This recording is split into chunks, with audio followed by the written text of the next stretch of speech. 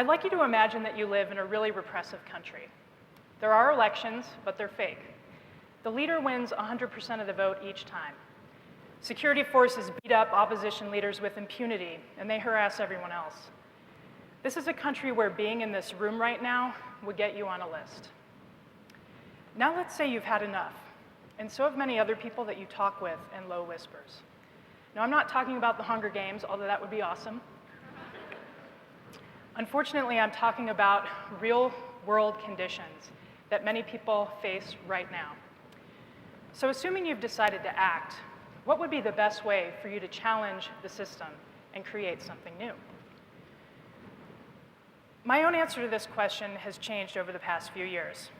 In 2006, I was a PhD student here at CU Boulder studying political science, and my dissertation was on how and why people use violence to create political change in their countries. As for the scenario I just described, well, back then I bought into the idea that power flows from the barrel of a gun, and what I would have said was that although it was tragic, it was logical in such situations for people to use violence to seek their change. But then I was invited to an academic workshop put on by the International Center on Nonviolent Conflict. They were giving a week-long primer on nonviolent resistance to try to get people like me to teach about it in our classes. Now, my view of all of this at the time was that it was well-intentioned but dangerously naive. I mean, the readings they sent me in advance argued that the best way for people to seek really difficult political changes was through nonviolent or civil resistance. They described civil resistance as an active form of conflict where unarmed civilians would use tactics like protests, boycotts, demonstrations, and lots of other forms of mass non-cooperation to seek change.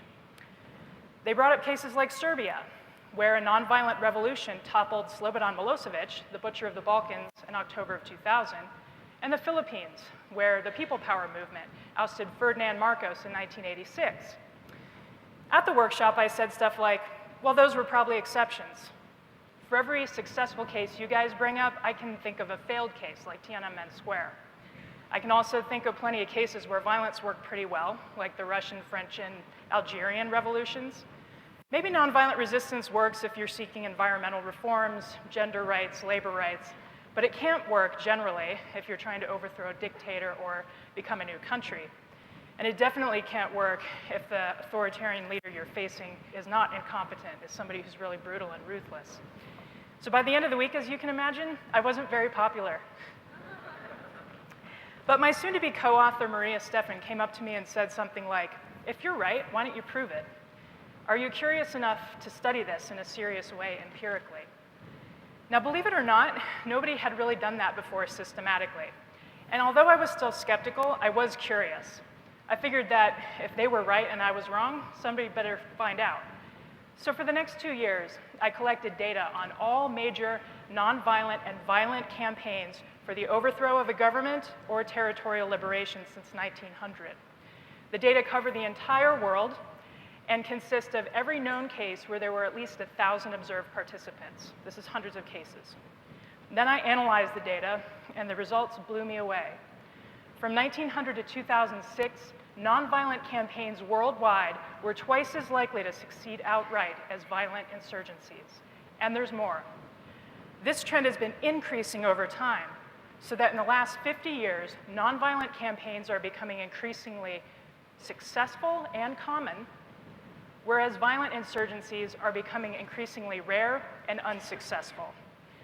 This is true even in those extremely brutal authoritarian conditions where I expected nonviolent resistance to fail. So why is civil resistance so much more effective than armed struggle? The answer seems to lie in people power itself. Researchers used to say that no government could survive if just 5% of its population rose up against it. Our data show that the number may be lower than that. No single campaigns failed during that time period after they'd achieved the active and sustained participation of just 3.5% of the population. And lots of them succeeded with far fewer than that. Now, 3.5% is nothing to sneeze at. In the US today, that's like 11 million people. But get this, every single campaign that surpassed that 3.5% was a nonviolent one. In fact, the nonviolent campaigns were on average 4 times larger than the average violent campaigns. And they were often much more inclusive and representative in terms of gender, age, race, political party, class, and the urban-rural distinction. Civil resistance allows people of all different levels of physical ability to participate. So this can include the elderly, people with disabilities, women, children, and anyone else who wants to.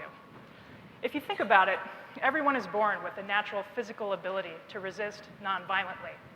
Anyone here who has kids knows how hard it is to pick up a child who doesn't want to move or to feed a child who doesn't want to eat. Violent resistance, on the other hand, is a little more physically demanding, and that makes it a little bit more exclusive. In my case, when I was in college, I was in military science classes because I planned to go through the ROTC program and become an Army officer. Now, I really liked the rappelling, the shooting at the range, the map reading, of course, and the uniforms. But I wasn't stoked when they asked me to get up in the wee hours of the morning and run until I vomited. So I quit and chose the far less demanding career of professor. Not everybody wants to take the same chances in life, and many people won't turn up unless they expect safety in numbers. The visibility of many civil resistance tactics like protests allow them to draw these risk-averse people into the fray. Put yourself back in that repressive country for just a minute. Let's say your trusted friend and neighbor comes to you and says, I know you sympathize with our cause.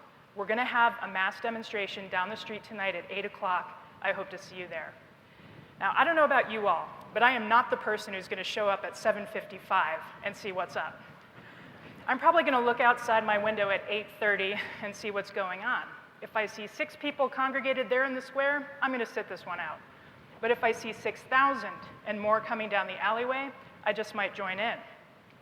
My point here is that the visibility of civil resistance actions allows them to attract more active and diverse participation from these ambivalent people. And once they become involved, it's almost guaranteed that the movement will then have links to security forces, civilian bureaucrats, economic and business elites, educational elites, state media, religious authorities, and the like. And those people start to reevaluate their own allegiances. No regime loyalists in any country live entirely isolated from the population itself. They have friends, they have family members, they have existing relationships that they have to live with in the long term, whether or not the leader stays or goes. In Serbia, when it became obvious that hundreds of thousands of Serbs were descending on Belgrade to demand that Milosevic leave office, police officers started to disobey the order to shoot on demonstrators. When one of them was asked why he did so, he said simply, I knew my kids would be in the crowd.